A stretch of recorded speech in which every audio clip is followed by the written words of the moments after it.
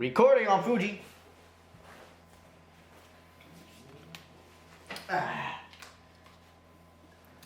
And we are record.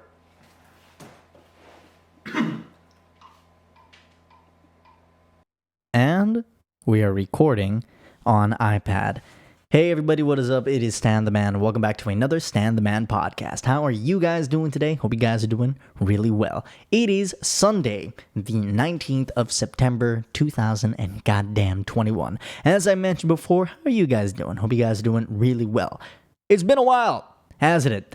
I know it's been more than a fucking month. What the fuck am I saying? It's been a goddamn while. I haven't uploaded anything since fucking July. Nah, but freaking welcome back to the podcast, everybody. I am excited to be back. I'm like that freaking dad who left for cigarettes and just never came back. He only decided to come back when he found out, I don't know, he have like a 6-figure job or some shit like, hey son, I'm back. How you doing? Dad, you left 6 years ago. Well, I'm back now, kid. Fuck it. And I also have like a lot of debts now. Nah, but it's really good to be back. Anywho, let's get down to like the fucking reason why I was gone. Like the typical deadbeat dad, full of excuses. Nah, but okay, I really gotta freaking stop that. Anywho, the reason why I was gone. Okay, work has been like stretching me out very thin over these last few weeks. Okay, I can't get into detail, but a lot of shit had to get done in the span of a long period of time. So I was like up and down at work and stuff like that. But to be honest, it's like really good. I'm not part of the security detail anymore, which is a fucking relief. It beats staying in the office doing nothing all day. I've been doing, even though I am doing a lot of like boring administration, office paperwork stuff. It's still like great. It's still like good work because it's keeping me busy. It's keeping me on my toes and stuff like that. And you get to organize shit for the other guys. And that was a lot of fun. I'm not gonna lie, that was a lot of fun. Christ alive, I already need water. Stay safe, stay awesome, stay hydrated.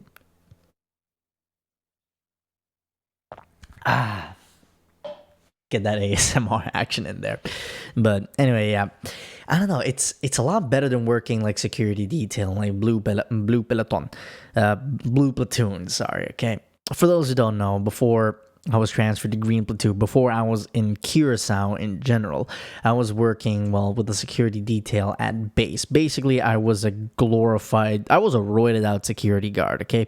We had the very important task of actually keeping the base safe, but at the end of the day, even though it is a very important job, it's a very boring job. Like freaking nothing happens. You're like sitting down. Oh my god, and the hours.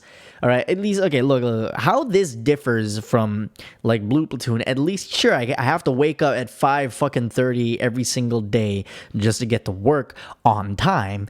But at least I have somewhat of a regular sleep schedule. All right, let me take you to when a fucking night shift. No, not any night shift. In fact, I have to use another different type of night shift here.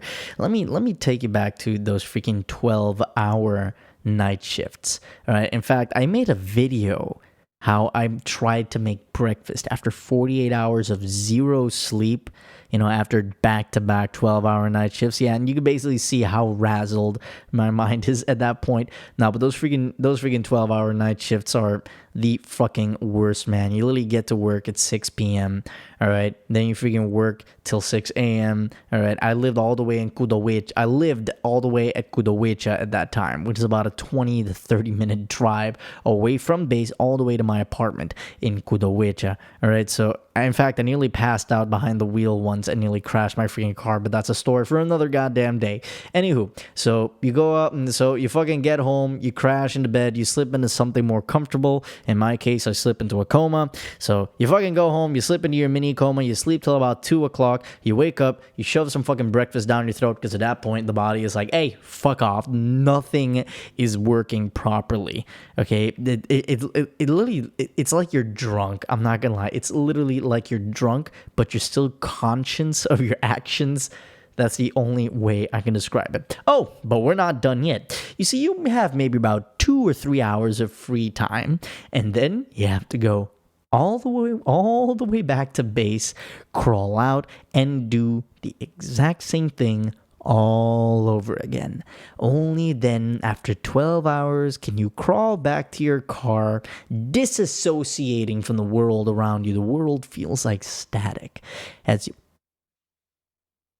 I thought my fucking phone rang for a second. Anywho, the world feels as if static, white snow, as you're driving down the road and you crawl back into your bed and enjoy Morpheus's sweet, sweet fucking embrace. Like that fucking, that, like those freaking 12-hour night shifts, especially like back to back, they could put you out of commission for like 2 whole fucking days. Like even when I wake up the next day, I still do not feel great at all. But right now I'm not doing that anymore. Okay, it's like really great. November we have to go back to Curacao if all goes well. But in the meantime, I'm with Green Platoon and the operational platoon, and we've been doing a lot.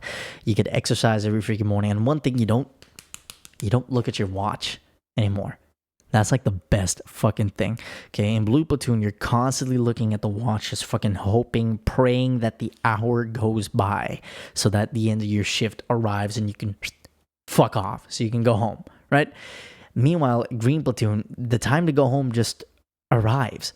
You're not waiting for anything, okay? Before you know it, hey, it's time to go home. The day goes like that, and it's fucking amazing. I genuinely love that. And there's always something to do. Sure, you get the occasional lazy colleagues and comrades and stuff like that. But I'm pretty sure every armed force on the planet has like those lazy runts. You're not really an army without 1 or 2 of them.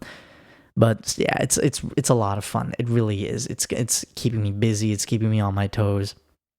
I mentioned this in like different podcasts. I don't know what it is. It's possibly some kind of mental disorder. I'm not gonna be like one of those Tumblr people who fucking wear their self-diagnosed mental illnesses in their bios like medals on a fucking uniform.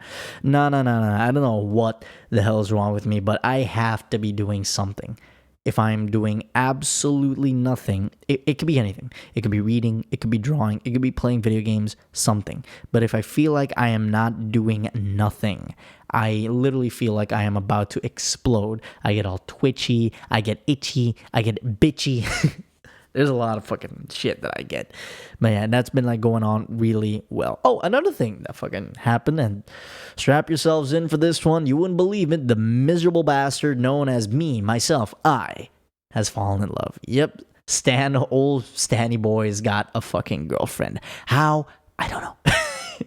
I don't know, man, but it's been fucking going great. But that's also another reason why I haven't been uploading, is because, well, she has to go back to the Netherlands eventually. We basically lived together for the last month and a half before she had to go back to the Netherlands. In fact, I'm going to the Netherlands with my family on the 19th of December, a little vacation time, and I'm stoked because I'm going to spend more time with her. And that's just awesome to know. But anyway, she was basically living with me for a month and a half, and it was bliss. Okay, even me, I'm an introvert, okay? I was horrified. I was horrified at the idea of someone being with me literally 24/7.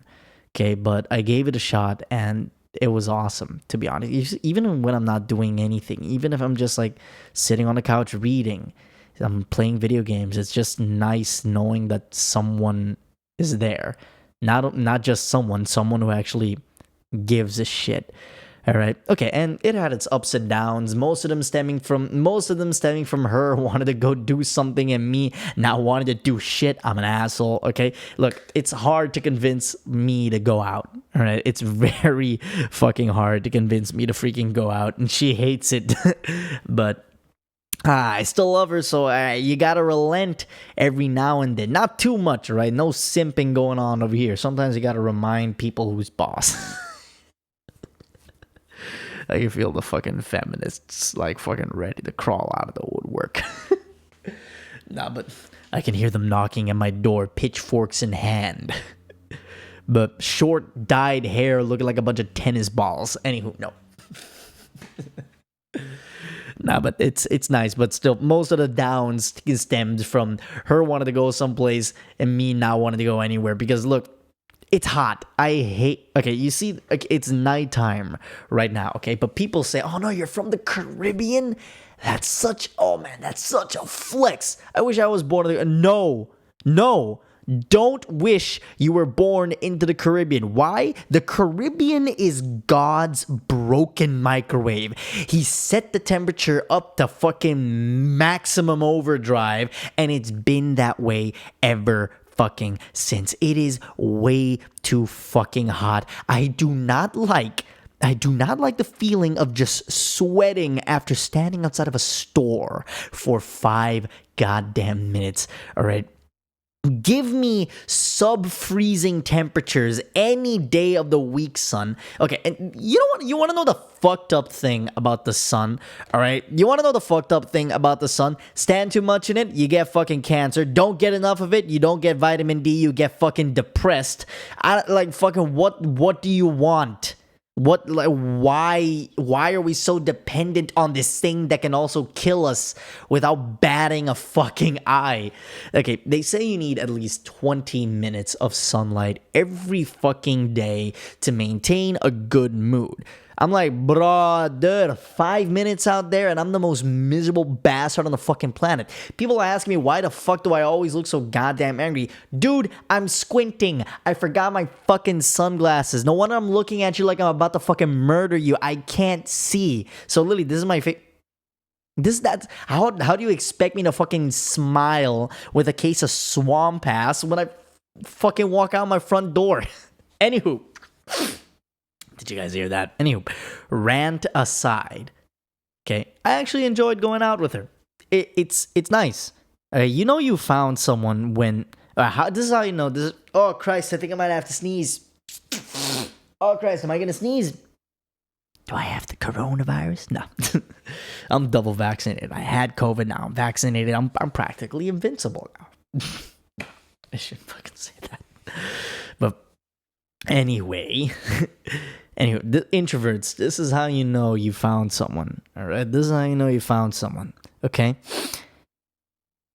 If you go out with them and you're actually having fun, you're actually enjoying the idea of spending time with them outside of your house, I think that's how you know you found someone you really cared about. You really care about. And I do love this girl, all right? She is the best thing that happened to me in a very long time. She's probably gonna watch this and gonna call me a dope afterwards. Like, hey, nah, I got a heart somewhere in here. It's buried underneath like freaking 3 miles of stone, but it's there. It's there. Anywho, fucking a lot of shit's been going on since I've been gone. What else has been going on in the world since I've been gone? Oh yeah, the U.S. pulled out of Afghanistan. That was a hot topic. That was a world major issue for about 5 damn minutes. I don't know, like freaking when this shit was going down at Kabul airport, all of a sudden all these freaking experts on war, Middle Eastern relations, the art of war, politics started crawling out of the freaking swamps where they were hiding from to hop on this bandwagon. An unfortunate byproduct of an even bigger catastrophe, to be honest. Like, I don't freaking know. I don't know what to make of it. I already stated my opinion to be known, but my opinion doesn't really matter. But I'm gonna say it for the record here. Okay, Western intervention upon Middle Eastern or just Eastern conflicts in general don't exactly have a great track record. Afghanistan is called the graveyard of empires for a reason. Okay.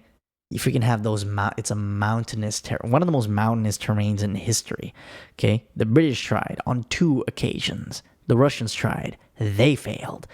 Now, I don't know what the hell to make of this. I don't know. As I mentioned, Western interventions upon Eastern conflicts or Eastern problems don't exactly have a great track record. Look at Libya. It's been nearly a decade since Gaddafi was removed and the country liberated by US-backed rebels and shit, but the country is still recognized as a failed state nearly 10 years later. In fact, it's going to be a decade later in October if I'm correct. I don't know. It's a heavy subject. All right. It's a heavy subject to deal with. I think the pullout should have happened a long time ago, but also I can't imagine. Fucking, I can't imagine. Sure, you have like the Taliban taking over and stuff like. There are three ways this is going to happen. There is going to be a bloody period of transition, which eventually sees the Taliban taking over Afghanistan and eventually being recognized as the main governing body of that land. And my camera went out, so I'm gonna pause this and continue. Recording on iPad. So what was I saying? Yeah, the grave vampires. Why the fuck am I sounding like a Metal Gear Solid character? Look, all right. It's a very heavy subject to handle, and I don't think I'm equipped. In fact, no one my age is equipped to answer this. Yet you have freaking people crawling out of the woodworks on Twitter, Facebook, or whatever kind of social media site, all of a sudden being an expert on this whole fucking goddamn thing. On this whole fucking goddamn thing. Meanwhile, all they're doing is just hopping on the latest bandwagon that's going on right now, and it's gonna keep on happening until the fucking world fucks over itself. But I can't imagine. I have colleagues, people who I work with. I have colleagues who've been to Afghanistan. They fought. They've seen combat. I haven't fought. I haven't seen combat. I've seen snippets of human depravity on that scale. These guys, they've lost friends, comrades, lives, limbs, years fighting an enemy that sometimes you don't even know is an enemy. I can't imagine what the fuck they're feeling right now. Maybe some of them are feeling, was it all for nothing? I don't know. It's not my place to say. But I see three different roads this is going down right now. And we're actually seeing it right now. A bloody transition, a slow period of transition where eventually the Taliban becomes the main governing force of Afghanistan. You also have a second branch or a second route this can place. The bubble left behind by the various armed forces when they left can serve as an opportunity for smaller caliphates or smaller armed groups to rise up against the Taliban. We've already seen what's they call ISK, and they tried launching an attack afterwards. I don't fucking know. And the third option, I think it might just end up being civil war. There might be a period of time where the people of Afghanistan maybe do not like their new rulers and decide to cast them out.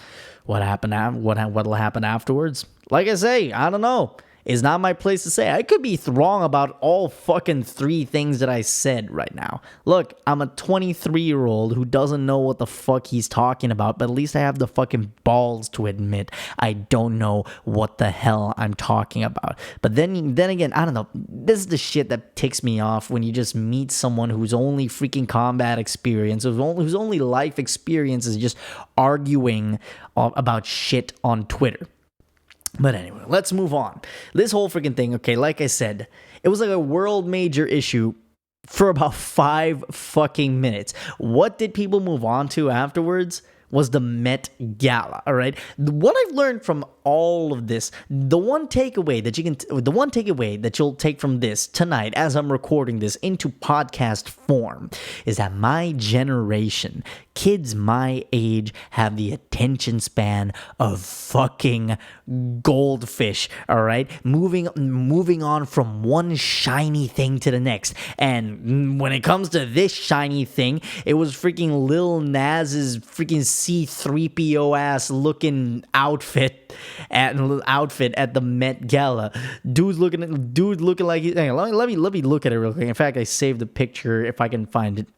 The dude looks like he's about to have a conversation with R2 fucking D2. Like, Christ. Man, I didn't even know what the Met Gala was. I didn't even know what the Met Gala. Okay, call me uncultured. Okay, call me uncultured if you want. I don't care about this type of shit. I don't know when the Oscars happen. I don't pay attention to the Emmys, the Grammys, or any of that shit. Okay, so stuff like this goes way the fuck over my head. The only reason why I paid attention to the Met Gala is after I saw pictures of Kim Kardashian Like, Kim Kardashian dressed up as what appears to be a fucking Dementor from Harry Potter. Like, I don't know what the hell. Okay, so basically, when I saw that, I saw that rabbit hole, and I spread its ass cheeks wide open, and I dove balls deep into it, trying to uncover as much as I can. And being the curious little cat that I am, I was horrified at what I fucking saw. Turns out, the Met Gala is an event that happens yearly, and every year there is another, theme. This year's theme was American independence, and after seeing the outfit, I can safely assume that nobody knows what the fuck American independence is. Not even the fucking Americans. I have no clue what the fuck American independence means. It looks like these freaking people don't know what the fuck American independence either is. There was like this freaking, I don't know, was she an actress? A singer? I don't know. She's dressed up as a freaking horse. Like, why the hell you've dressed up as a freaking horse? What does that have to do with American independence? Is that a reference to the goddamn Mustang? I don't freaking know. My freaking farmer brain does not understand what the hell is happening in this freaking situation. All right? What does looking like freaking like a Lannister from Game of Thrones have to do with American independence? But I don't know. I think people are giving Lil Nas a bit too much clout. I don't know, man. I could be just hating. His music's pretty good, but I just don't see why people are telling he's the defining artist of our generation. Is he? I would argue that the defining artists of our generation actually might have come before this generation. Okay, everything you see is a mere imitation and cheap copy. A cheap copy of everything that came before. I'm talking the freaking Blues Brothers. I'm talking the Doobie Brothers, Kool and the Gang. Those people paved the way for the artists that we see today. And to be honest, for some artists to basically just shit on that fucking paved road. But yeah. Everybody likes different types of music, right? So fucking let people enjoy whatever it is they want to fucking enjoy. Okay, we got people fucking past me wrote notes here that I'm looking at right now. That current me past me wrote the notes, but current me decided to steer the ship in a whole other fucking direction. Okay. We got people freaking out over Billie Eilish's outfit. I think the only reason why people are freaking out about Billie Eilish's outfit at the Met Gala is that she's one of the few people who decided to dress up as a human fucking being. Is that what's going on over here? Look, I like art as much as the next person. In fact, I paint and draw a lot. Okay, and one thing I've learned about art is that it is highly subjective. Beauty is in the eyes of the beholder. But some of these looks, they're just, there's a very thin, they are on the thin line between being outrageous to just downright unappealing to look at. But then you can't say that. I just fucking did. It's not illegal to have an opinion. All right. You might like them. I don't. End the fucking story. All right, some of these just look downright unappealing to fucking look at. Like there was, I don't know what the fuck, was she an actress? I don't know if she's an actress or a singer. She just looks like, I don't know. She just looks like The Walking Dead. I'm not saying she's skinny. I mean, her face looks like she's dead but still freaking walking. Before someone takes that joke out of context. All right. Maybe I just made it worse by adding oh, well, fuck it. Anyway, she has like this freaking thing that says peg the patriarchy. All right, cool. Are you referencing the same patriarchy that's basically the reason why you have a home? Okay, the only reason... Okay, it's very ironic when members of said patriarchy are saying peg the fucking patriarchy. I don't know, this person I don't know who the fuck this actress or person is. All right, but I don't know what they've done. I don't know anything about them, but since they're at the Met Gala and pictures are being taken of them like all over the goddamn place, I would assume that they make more money than most of us will ever make in our goddamn lifetime. They are part of said patriarchy.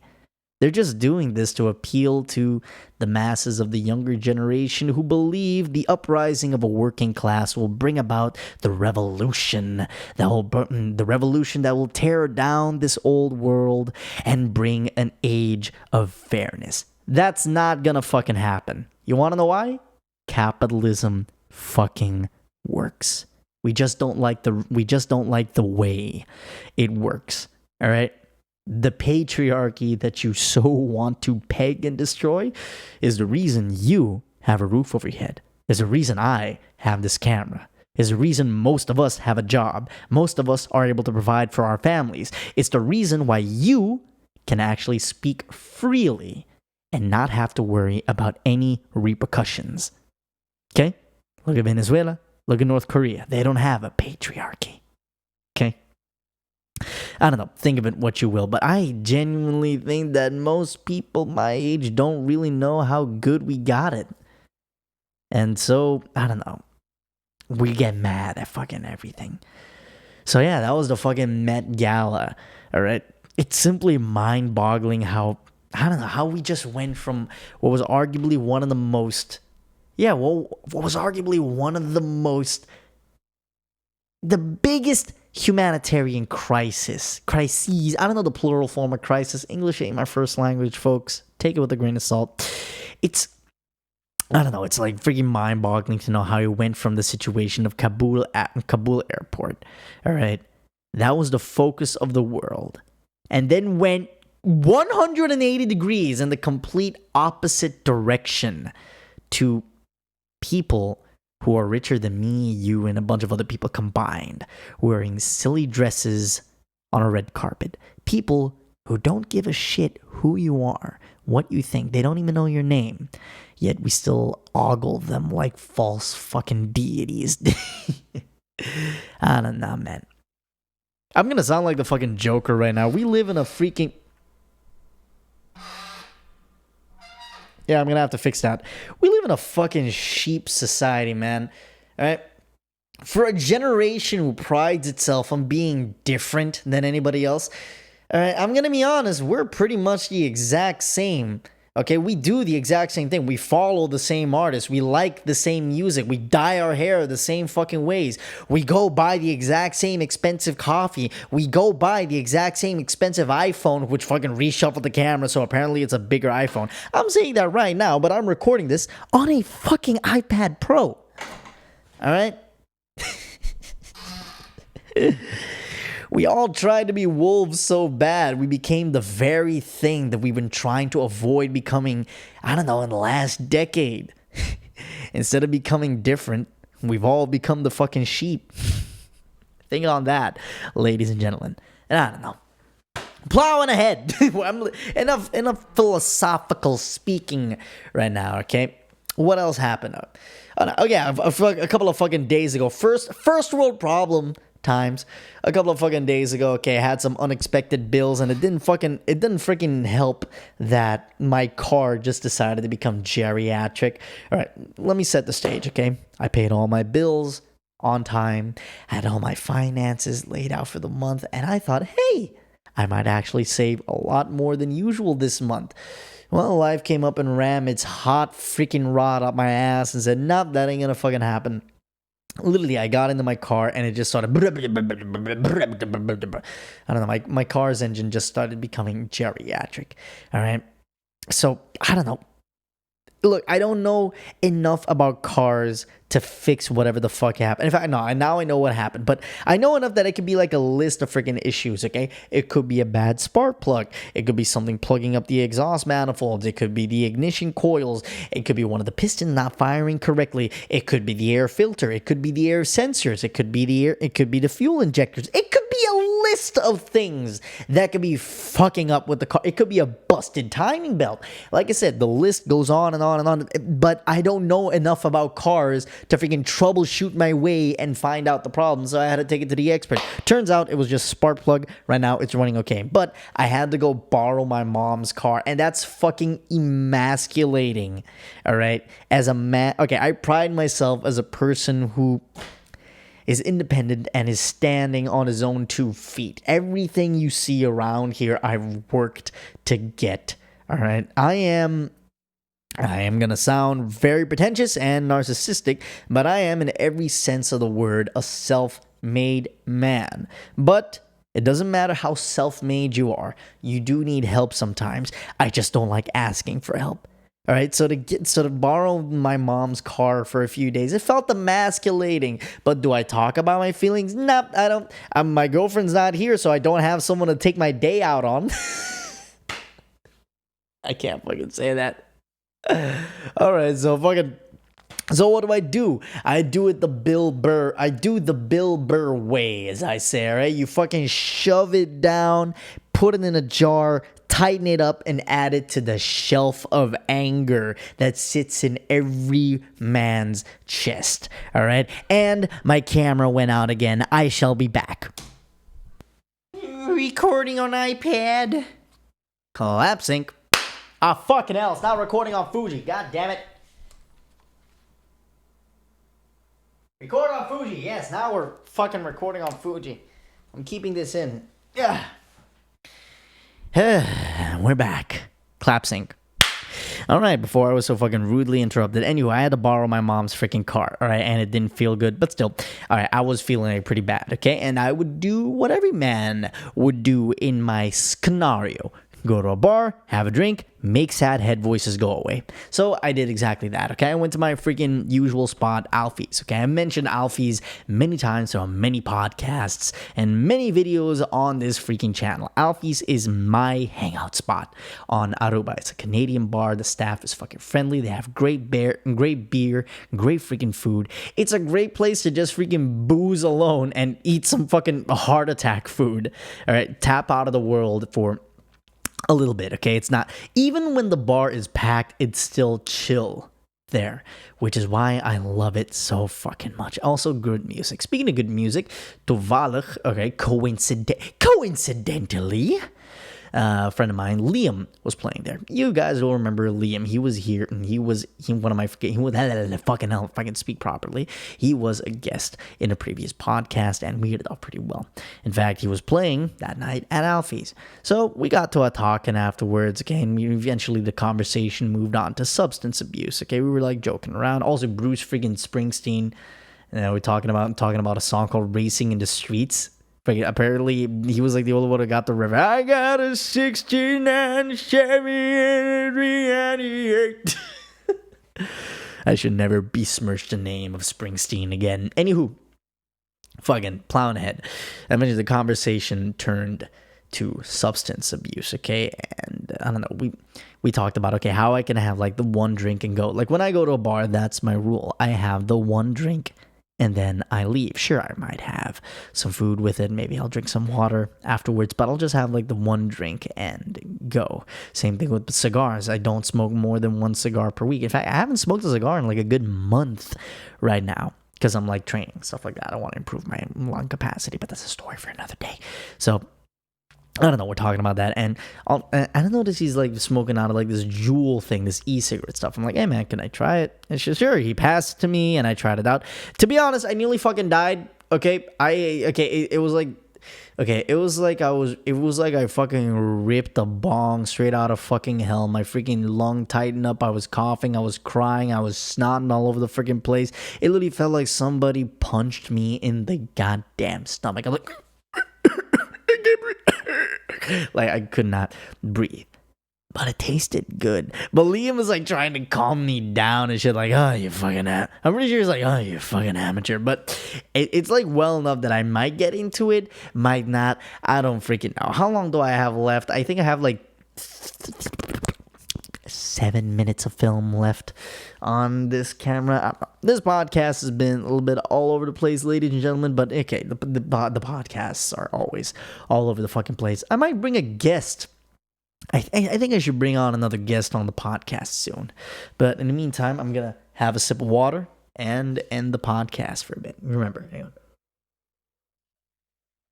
Oh, why the hell did I say remember? Remember the 5th of November.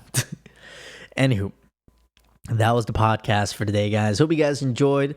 I want you guys to stay safe, stay awesome, stay hydrated. This is Stan the Guitar Kid, or Stan the Man, signing off.